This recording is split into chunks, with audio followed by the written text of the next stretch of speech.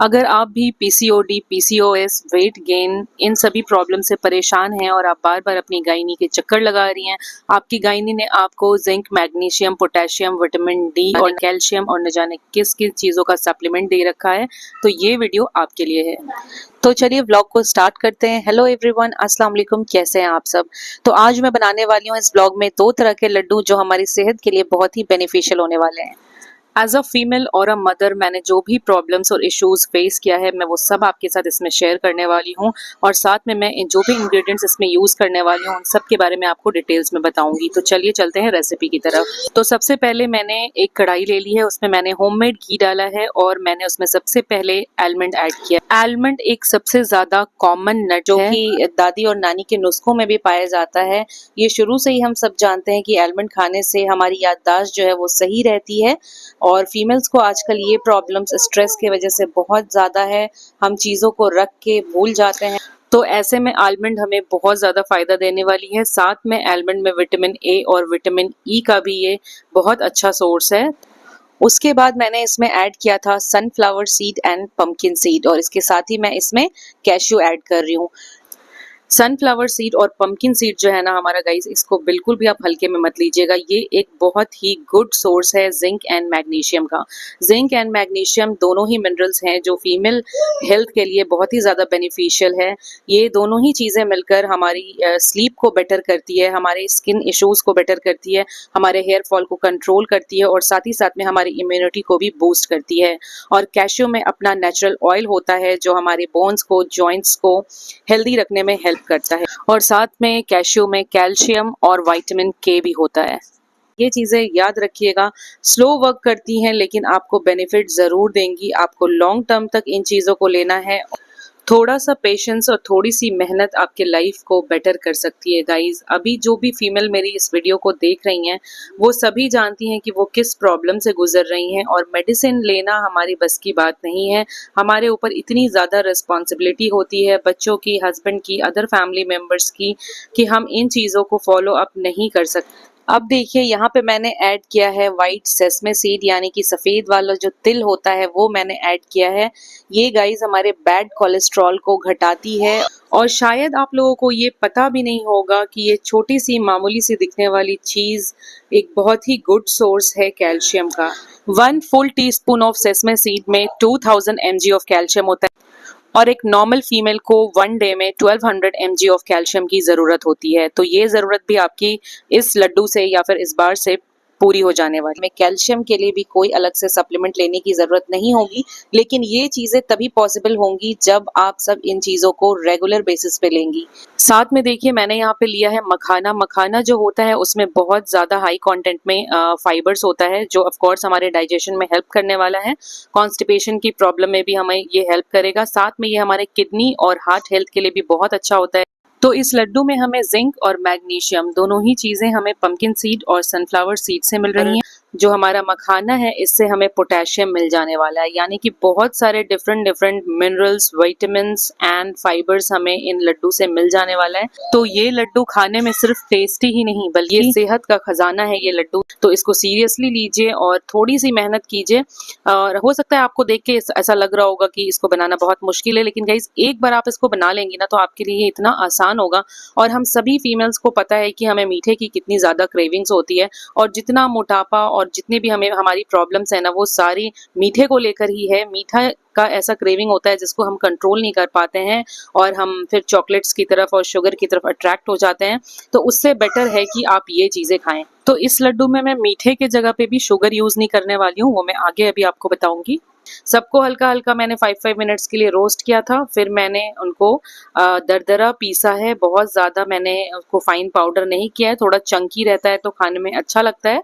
और लास्ट में मैंने इनमें सेसमे सीड को ऐड कर दिया। सेसमे सीड को मैंने ग्राइंड नहीं किया था, ठीक है। अब देखिए यहाँ पे मैंने मखाना ले लिया है।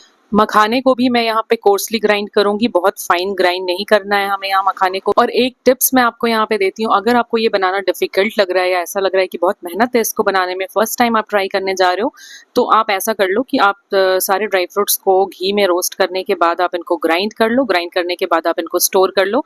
नेक्स्ट डे बाकी आगे की प्रोसेस आप कर सकते हो। वैसे इतना डिफिकल्ट भी नहीं है, आप एक बार बना के जरूर ट्राई करना। तो देखिए यहाँ पे कोर्सली मैंने ग्राइंड कर लिया है, इनको भी मैं साइड में रख दूंगी। और अब ले रही हूँ मैं इस लड्डू की जान यानी कि गोंद। इसके बिना तो ये लड्डू बनाना बेकार ही है, क्योंकि इन सारे ड्राई फ्रूट्स को और सीड्स को आप किसी भी फॉर्म में ले सकती हैं, लेकिन ये जो गोंद है इनको मैंने किसी फॉर्म में आज तक कंज्यूम नहीं किया है सिवाय लड्डू के।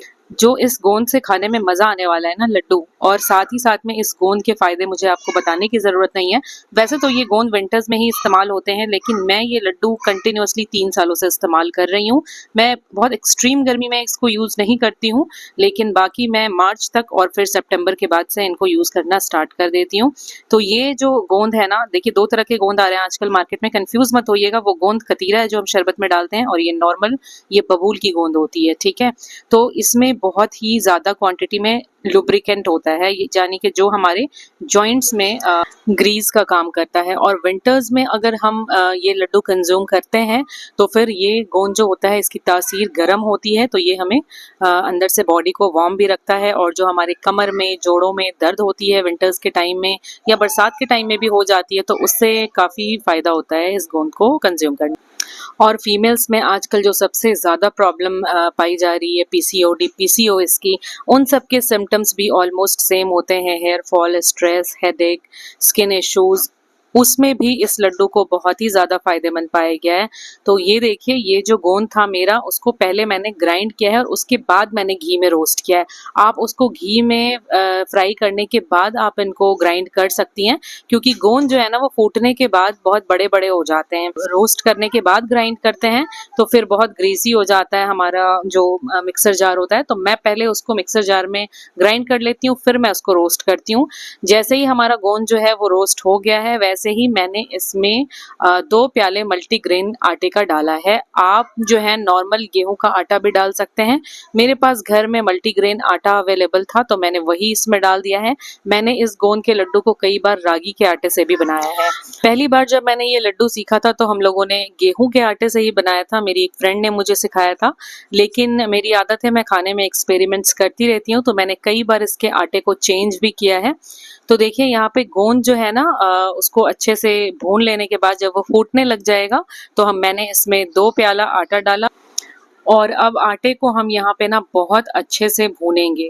जो हमारा जितना भी ड्राई फ्रूट था उसको फ्राई करके ग्राइंड करने का जो प्रोसेस था वो तो काफ़ी इजी प्रोसेस था, वो कोई भी कर सकता है। लेकिन ये जो आटा भूनने का प्रोसेस है ना, इसमें थोड़ा सा टेक्निक सीखने की ज़रूरत है। मैं आपको इसमें बताऊंगी, ध्यान से देखिएगा।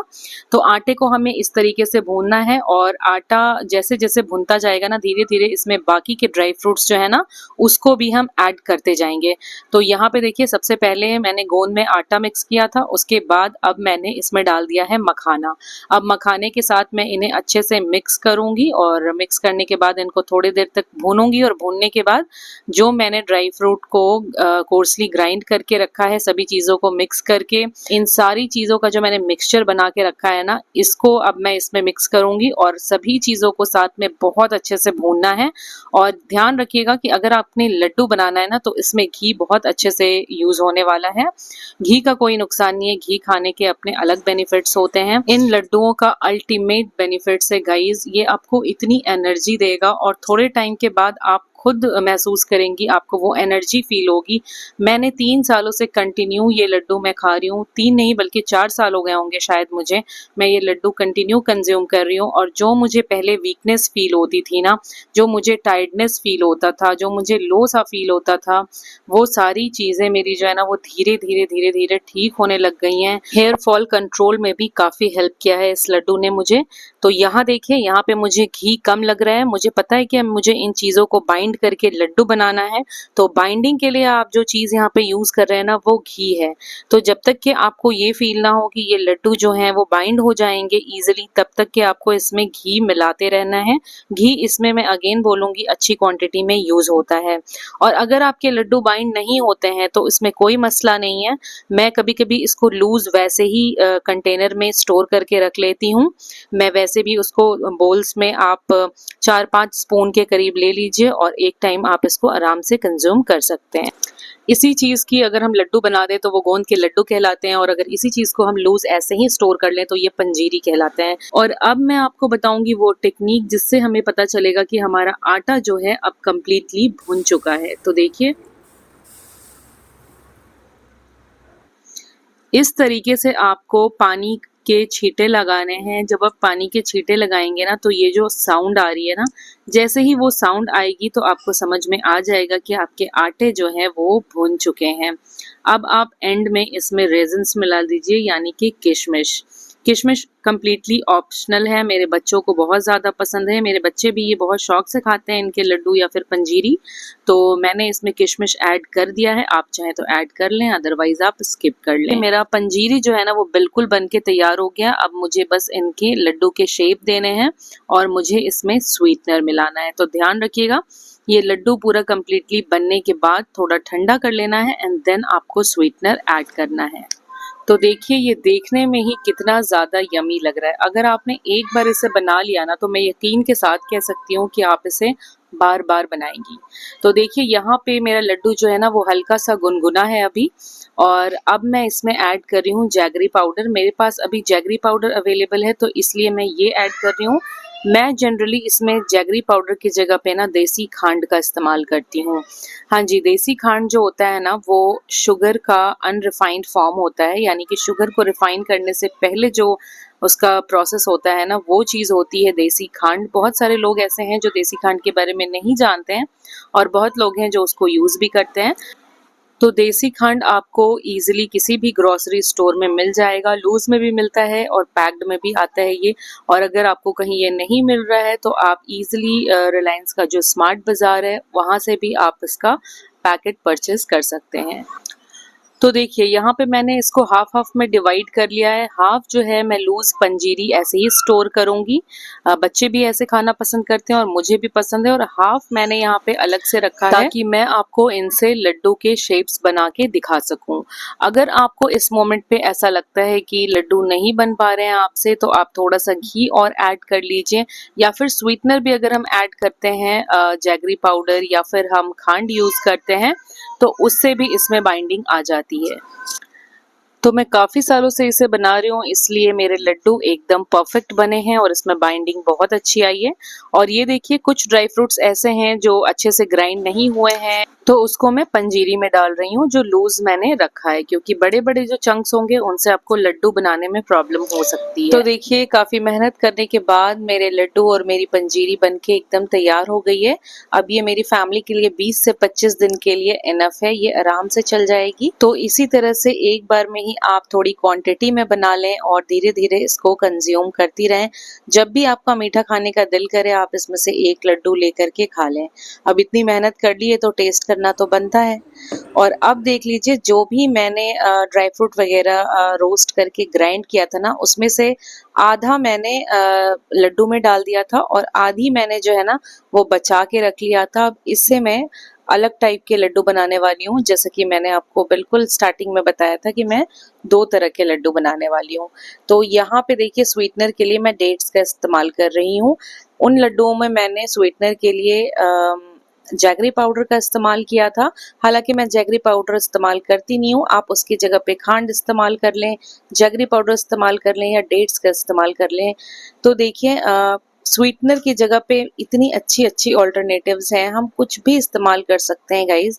इतनी सारी स्वीटनर्स हमारे पास है, हमें शुगर की ज़रूरत बिल्कुल भी फील नहीं होती है अगर हम घर में स्वीटनर की जगह पे इन चीज़ों का इस्तेमाल करते हैं।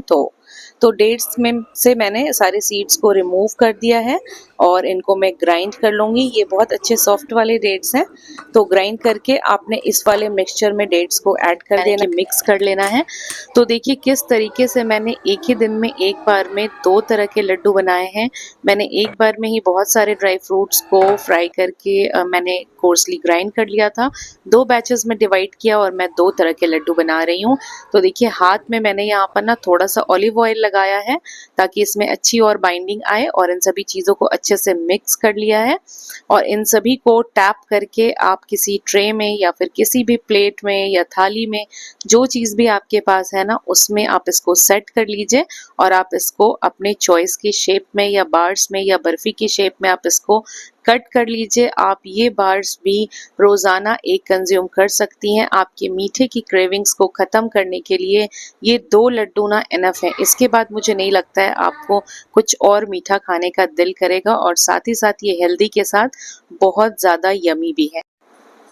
तो जितने भी फीमेल व्यूअर्स, जितनी भी मेरी सिस्टर्स ये मेरी वीडियो देख रही हैं, उनसे मेरी रिक्वेस्ट है कि आप अपने लिए थोड़ा टाइम ज़रूर निकालिए। बेशक हमें फैमिली को और बच्चों को देखना ज़रूरी होता है, लेकिन हमें अपने लिए भी टाइम निकालना बहुत ज़रूरी होता है।